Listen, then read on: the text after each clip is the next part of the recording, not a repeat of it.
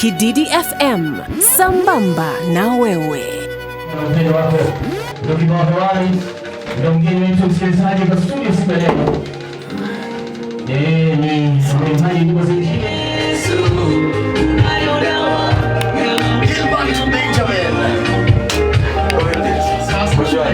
karibu sana. Hadi mazingira. Asante. Karibu hapo tulie. Jisikie kabisa uko nyumbani. Hakuna wasiwasi wowote kabisa. Baada ya saa mbili pale tuko na mgeni wetu studio pale. Nimekueleza msikilizaji kwamba ni mwimbaji wa nyimbo za Injili na vile vile pia pale ni mchungaji. Kwa hivyo sasa hapa tumepatana na wachungaji wawili, baba paroko. Bwana Yesu asifiwe mchungaji. Bwana Yesu asifiwe sana kaka. Uko mzima? Niko mzima. Ndio. Shukuru Mungu amekuwa mwema kwangu. Ndio. Asante. Naomba tusogeze hiyo mic mahali ambapo inakufikia vizuri. Nikuite pastor ama nikuite mwimbaji? Nite mchungaji. Nikuite mchungaji pale. Ndio. Okay, sasa mimi ningependa kabla nianze pale, ningependa kujua ni uchungaji ulikuja kwanza ama ni uimbaji ulikuja kwanza? Asante, nashukuru Mungu ni kwa sababu Mungu amenipatia wazazi. Ndio. Mzazi babangu ndio ni apostle. Aha. Na mamangu ni bishop. Ndio. Nashukuru kwa sababu yao na malezi ya Kikristo. Ndio. Na ndio maana wakaweza kunilea kama ndani ya Ukristo. Ndio. Na nikaweza kukomaa. Aha. Kwa hivyo uimbaji nilianza kwanza nikiwa mtoto mdogo. Ndio. Nashukuru Mungu ni kwa sababu mambo haya ya kurekodi yamefika nilipofika miaka ya uzee. Aha. Yeah. Kwa hivyo wewe ulikulia katika neno? Nilikulia katika neno. Nashukuru kwa sababu nililelewa katika neno. Okay. Kabisa. Kwa hivyo wazazi pale walikuwa na nafasi gani katika kanisa pale? Wazazi mwanzoni walikuwa ni wazee wa kanisa, lakini baadaye pia wakapata wito. Ndio. Na wakaweza kufungua kanisa. Okay. Ndio. Kwa sasa ule muda ambao wanakuja kufungua kanisa ulikuwa kama umri gani pale? Mimi nilikuwa na umri wa miaka 11. Ndio. Kwa hivyo umekuwa ukienda na wao kwa ibada pale vitu kama vile? Nimekuwa yani maisha yako yote wewe umekulia kanisani kabisa. Kwa hivyo unataka kuniambia hizi changamoto ambazo vijana wanapitia nyingi huko nje? Ndio, nashukuru Mungu ni kwa sababu nimelelewa katika neno. Na neno imenisaidia. Ndio. Neno ilikuwa kama mwanga wa njia zangu.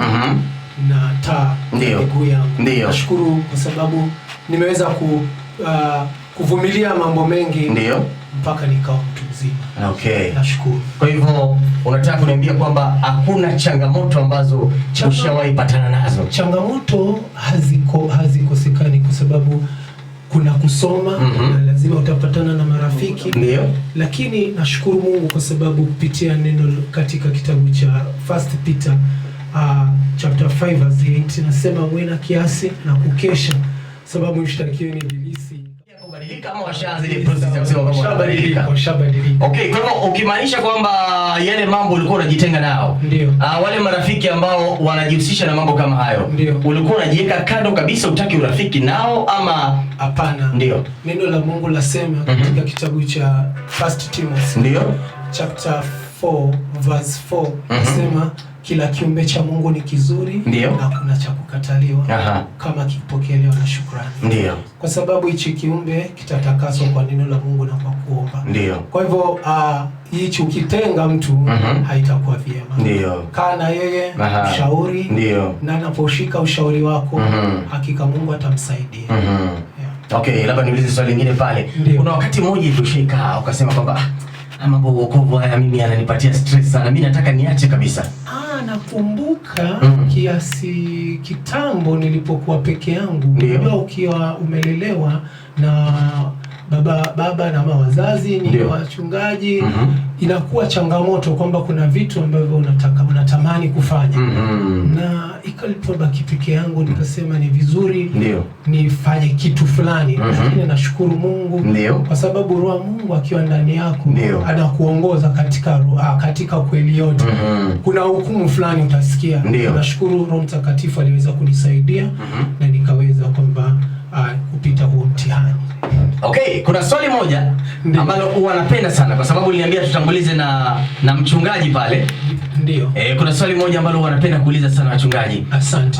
Katika karne ya sasa hivi ndio tunaona kwamba mambo mengi yanatokea sana. Ndio. Na katika nyumba ya ibada pale kuna swali ambalo nishauliza mchungaji mmoja ambaye alikuja katika mahojiano.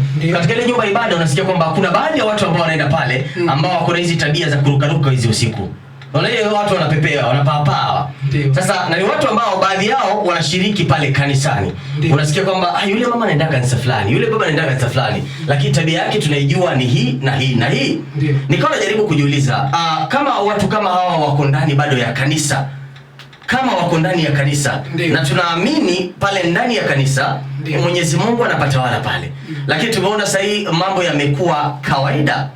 Kuna mtumishi mmoja akawa anahubiri pale akawa anasema kwamba watu wengi katika karne ya sasa hivi wamekuwa waumini na si wanafunzi wa Yesu. Yaani ina maana kwamba wao wako pale kanisani lakini hawalijui neno. Yaani wao wako pale tu waende wafundishwe na watoke. Lakini unapata kwamba hiyo chain imeanzia kuanzia kule juu.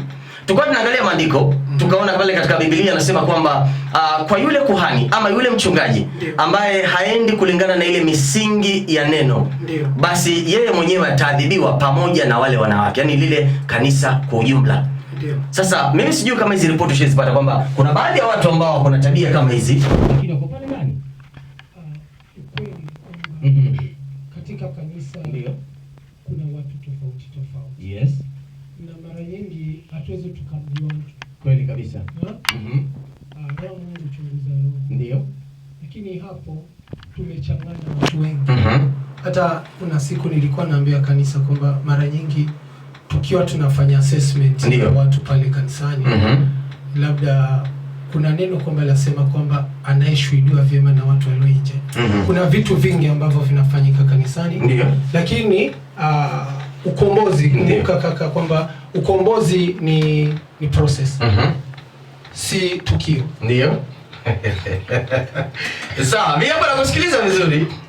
So mageuzi ya mtu kubadilika hayakuji hivi. Ndio. Lazima kwanza aanze polepole. Ndio. Polepole mpaka mtu aende kubadilika kabisa. Kwa hivyo inaweza kuwa kwa pale katika kumbuka kuna watu wako na character tofauti na tabia ambayo wamelelewa. Ndio. Na hizi tabia kuziacha zingine zahitaji Mungu aingilie kati kubadilisha hizi tabia. Ndio. Okay. Sasa mimi niko na swali pia hapo. Sababu napenda sana kukutana na watumishi wa Mungu na kupiga gumzo nao. Sasa katika maandiko pia Biblia pale. Tulikuwa naona pale naambiwa kwamba yule ambaye analijua neno atakuwa kama moto. Kuna maandiko ya Biblia pale yanasema kwamba atakuwa kama moto, na kaongelea pale atakuwa pia mfano wa nyundo ambayo ikipata mawe pale inafanya nini? Inaponda kabisa. Ndio.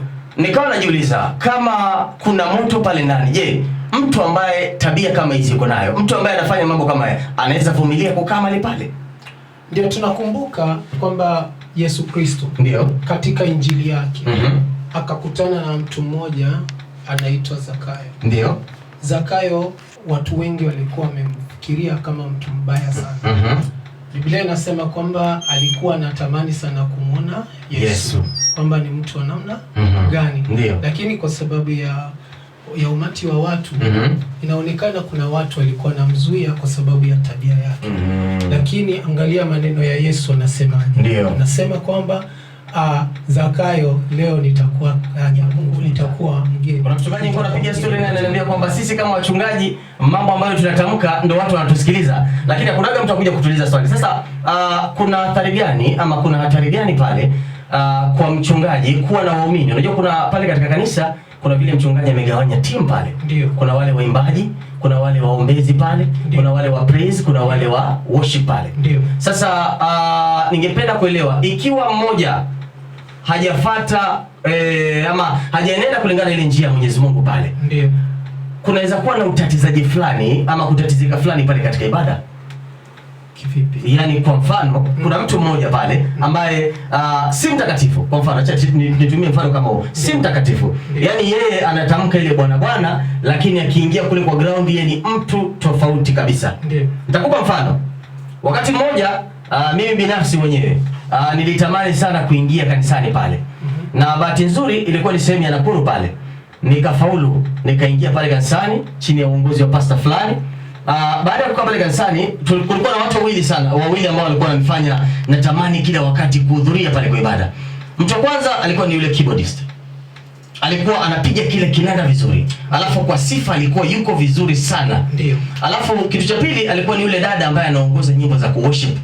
Alikuwa kiworship pale unapata kwamba paka analia, anapiga. Jamaa alikuwa pale kanisani lakini akitoka pale nje anakuwa mtu mwingine tofauti. Na mpaka maombi alikuwa anafunga pale kwa maombi. Anaambiwa fulani hebu tufungie kwa maombi. Yule binti wakati mmoja alipatana naye mahali ameshikiliwa tu pale kwa hizo wanaita hizi posti za stima pale. Nilikuwa najiuliza kama naweza kaa katika nyumba ya Bwana na kuna mambo kama haya yanaendelea na kuna wale waumini ambao wako pale ndani wana imani kabisa na yule ambaye ako pale. Wana imani na yule dada ambaye anaabudisha pale. Mdada kama yule atakisimama pale katika madhabahu, je, anaweza fanya kukakuwa na ule uwepo wa Roho Mtakatifu? Hilo ndio swali nimeuliza. Na ni kwa sababu yanatokea sana katika makanisa mengi, lakini watu wanaogopa kuyauliza. Ndio. Kama nilivyokuwa nimesema hapo mbeleni. Ni kwamba katika kanisa kuna watu tofauti. Sawa. Kumbuka kuna wengine wamekuja siku hiyo wakakaa kama siku 3 au wiki 2 mwezi mzima. Ndio. Nilikuwa nakwambia kwamba wokovu au kukombolewa it's a process. Okay. Kuna watu hata wako makanisani but bado wanaendelea bila kujua. So ukiambia mtu acha, immediately itakuwa ngumu kwa sababu atajificha. Ndio. Atajificha.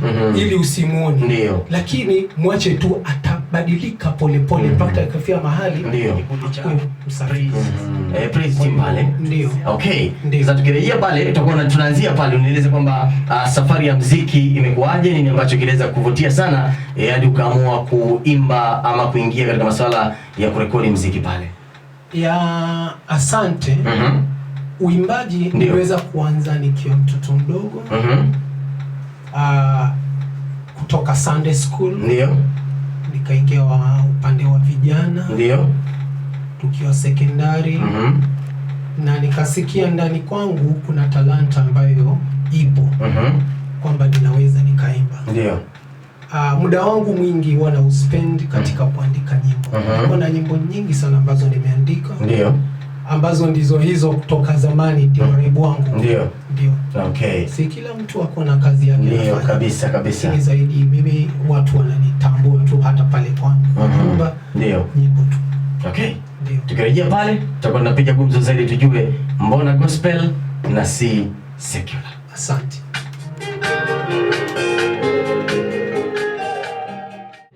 Dakika 57 pale baada ya saa 2 pale. Tumesalia baada ya 3 tuweze kuingia katika awamu yetu ya pili pale. Kipindi hewani msikilizaji Club Kididi. Show ambayo hujia kila siku ya Jumamosi kuanzia mida saa 1 usiku hadi ile mida msikilizaji ya saa 5 usiku pale. Anazidi kupiga gumzo pale na mchungaji mtumishi wa Mungu Pastor Gilbert Benjamin pale na pia ni mwimbaji wa nyimbo za injili pale. Kwa hivyo Pastor Gilbert Benjamin pale. Ndio. Nikataka kujua sasa safari yako ya muziki. Asante. Safari yako ya muziki. Nini ambacho kilikuvutia sana ambao unatamani sana kuimba? Asante. Nashukuru Mungu ni kwa sababu pia kuna watu ambao wamenisaidia mpaka nikaingia katika mambo haya ya muziki. Yes. Na siogopi kumtaja babangu mdogo anaitwa David Mwamburi. Ndio. Ambaye pia aliweza kunintroduce katika studios so that naweza nika record music. Okay. Ndio. Kwa hivyo yeye ndo alikutambulisha. Yeye ndiye alinitambulisha na pia tulikuwa naye katika kanisa letu. Okay. Na tukiwa hapo alikuwa mentor mzuri sana kwa sababu ya muziki. Kwa hivyo ile passion, ile love ya muziki, nilikuwa nimezaliwa nayo.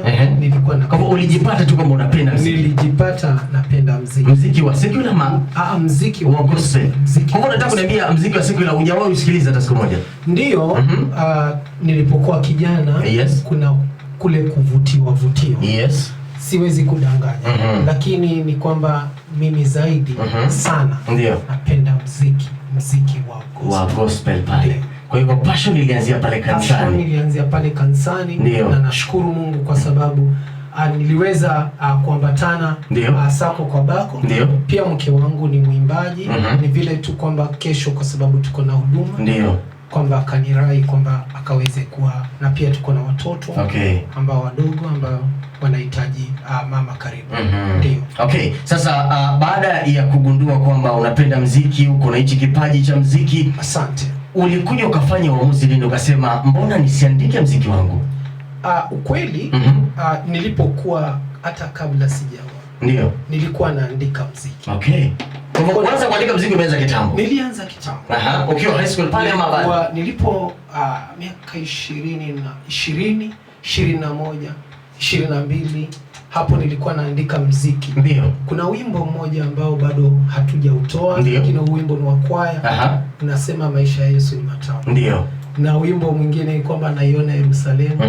Hizo nyimbo ni nyimbo ambazo nimetunga mwenyewe nikaandika, na mara nyingi huwa zaimbo kanisani wakati wa kwaya. Bado hamja release bado hatuja release. Sasa naendelea kupanga kanisa. Manake lazima uwe kama kiongozi. You mentor other people to become leaders. Kwa watu ambao pia wanaweza kuwa waimbaji. Kwa kusema baadhi ya nyimbo nyingi ambazo uimba pale kanisani ni nyimbo ambazo umezibuni wewe. Kuna nyimbo 2, 3, 4, 5 hivi nimeweza kuzibuni. Sasa kuenda kurekodi muziki. Kwa hivyo kuandika muziki ilianza kuandika kwanza kitambo. Nilianzia kutoka kitambo. Ukawa unapiga practice pale. Ulikuwa unapiga practice na mdundo ama na ile nyimbo ikiwa kama nyimbo peke yake? Ilikuwa ni nyimbo, napata tu inspiration kutoka kwa Biblia, nasoma Biblia, napata naandika. Naandika kama huu wimbo wa kwanza ambao nilikuwa nimeuandika wakati wa corona, kipindi cha corona.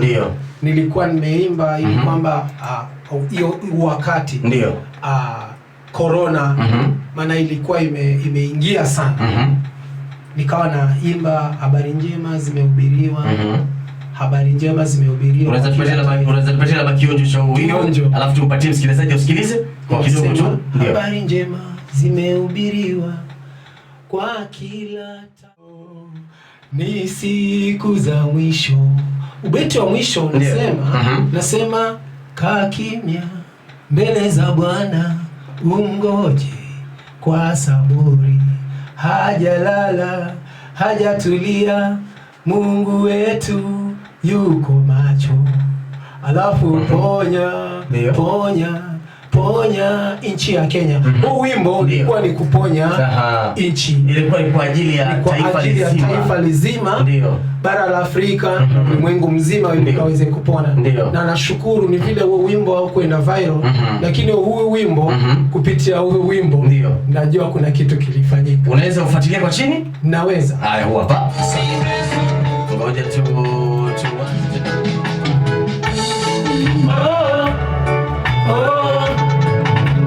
ni siku za mwisho.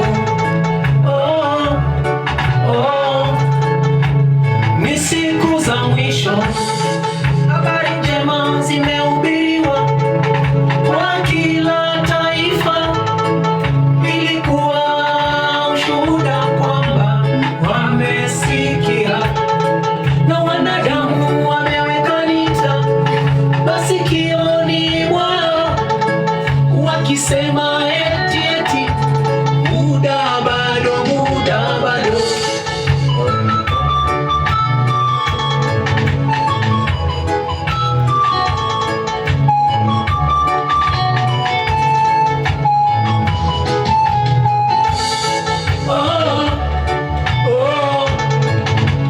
Ni siku za mwisho. Ni siku za mwisho.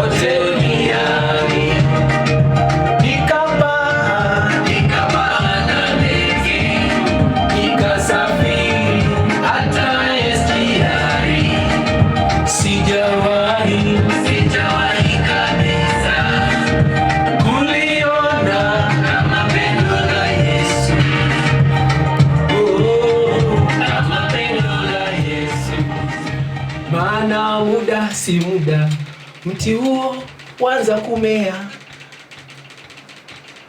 hata kama mizizi yake itakauka bado itamea. Watu matumaini. Ndio. Wale ambao wamekata tamaa pale waamini kwamba, lakini mwambie kwamba siku za mwisho, siku za mwisho, lakini kwamba wamrudie Mwenyezi Mungu. Mwenyezi Mungu. Okay. Ndio. Kwa ni wimbo ambao ulitoka ule wakati ukaamua huu wimbo acha ni utunge kwa ajili ya kupatia watu ule faraja pale. Kabisa. Na hiyo siku tu nilienda studio mara ya kwanza. Ndio.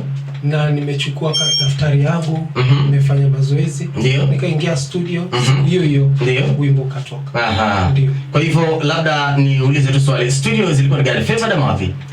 Studio zilikuwa ni studio za Voi. Pale Youngsters. Okay. Ndio. Kwa hiyo Youngsters ndio watu ambao wanashughulika na masuala ya kuna producer mmoja anaitwa Kid. Okay. Ndio anashughulika na masuala ya muziki wako kwa ujumla. Ndio, nilikuwa nashughulika japo tumetembea katika studio tofauti. Nashukuru. Okay. Ndio. Labda tukianza kuangalia huu muziki nimezunguka kote duniani. Ndio. Wazo, jambo la kwanza nini ambacho kinakujia kwa akili pale?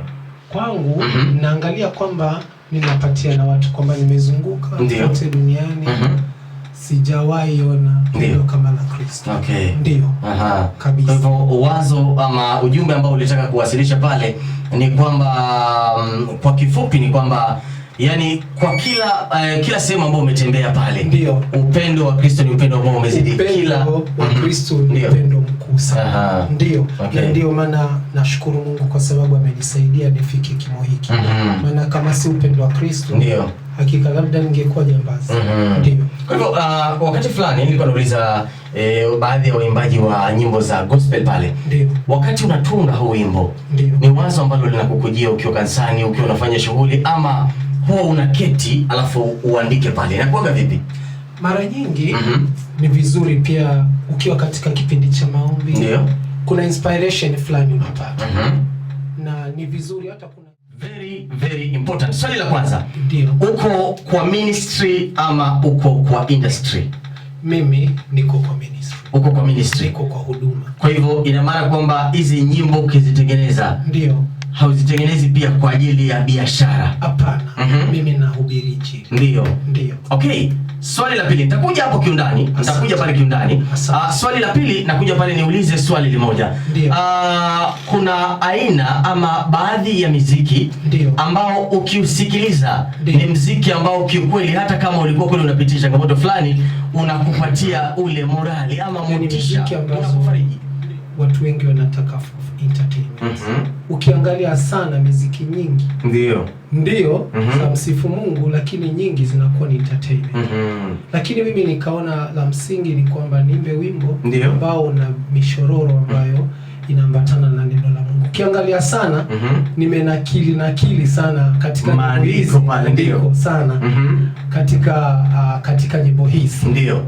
Kama kitu gani kitakachonitenga na upendo wa Kristo? Ndio. Ukiangalia katika kitabu cha Warumi mlango wa 8 hapo nasoma kwamba je, kuna kitu gani ambacho kinaweza kututenga na upendo wa Kristo? Ndio.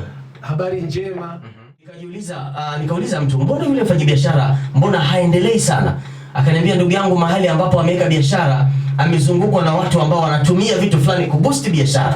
Kwa hivyo kuna watu ambao pia wamejiunga na madhabahu fulani kwa ajili ya kusukuma miziki yao. Ni mziki wa gospel, lakini ukiusikiliza ni mziki ambao haupatii watu morali, haufariji, hauponyi. Sasa sijui kwa wasanii kama hawa, ushaipatana na kazi za mziki za gospel ukazisikiliza ukasema hapo nafikiri siwezi nikaanza kukosoa.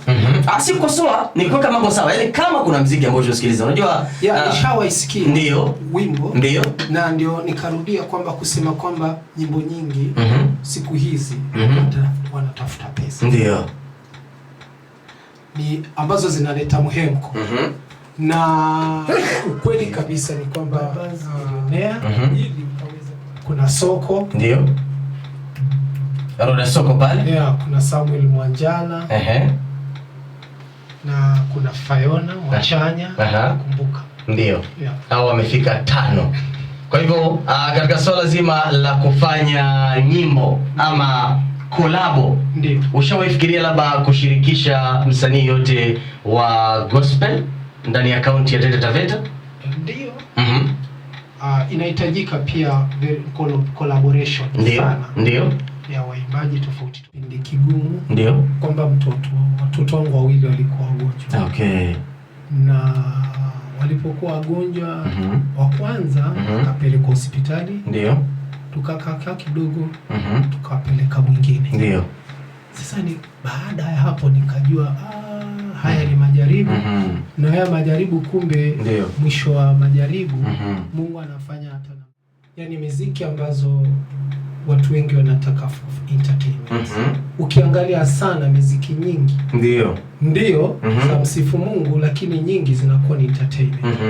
Lakini mimi nikaona la msingi ni kwamba niimbe wimbo ambao una mishororo ambayo inaambatana na neno la Mungu. Ukiangalia sana nimenakili sana katika maandiko sana katika nyimbo hizi. Ndio. Kama kitu gani kitakachonitenga na upendo wa Kristo. Ndio. Ukiangalia katika kitabu cha Warumi mlango wa 8 hapo nasoma kwamba je, kuna kitu gani ambacho kinaweza kututenga na upendo wa Kristo? Ndio. Habari njema, nimeweza kupata habari kutoka kanisa jirani hapo kwamba walikuwa na ucheza pale kanisani. Ulikuwa mzuri. Sasa nimekuuliza kwa nini, au ni kutokana na ujumbe uliokuwa ndani yake? Ndio, ujumbe na maneno mazuri ambayo yametoka hapo. Hebu tugusie kidogo ujumbe wenyewe unatuambia nini? Ujumbe ni kwamba Mungu analo jawabu lako. Hata kama imechelewa, Mungu ana jawabu lako. Usione kwamba umechelewa katika mambo yako, katika jambo lolote ambalo unalinuia katika maisha yako. Wako vijana, wako watu wazima ambao wameweka malengo yao, lakini wameona malengo yao bado hayajafanikiwa. Maono yao bado hayajafikia, lakini bado Mungu ana jawabu lako. Ukiangalia katika hapo nilipokuwa natengeneza hizo lyrics, niliweka mtu ambaye amechoka na ameketi. Yako matumaini katika mti uliokatwa, na kwa harufu ya maji utachipuka tena. Ndio. Asante. Na swali lingine katika mahojiano yako nimesikia ukiongea katika safari yako ya ujana kuhusu peer pressure. Yes. Maybe sisi kama vijana ungetupa njia gani zenye tungeweza kutumia kuepukana na hilo? Asante Tina. Ni kwamba ili ukaweze kuepuka peer pressure ni maongezi. Dialogue is very important. Na haswa nitakupeleka katika maandiko.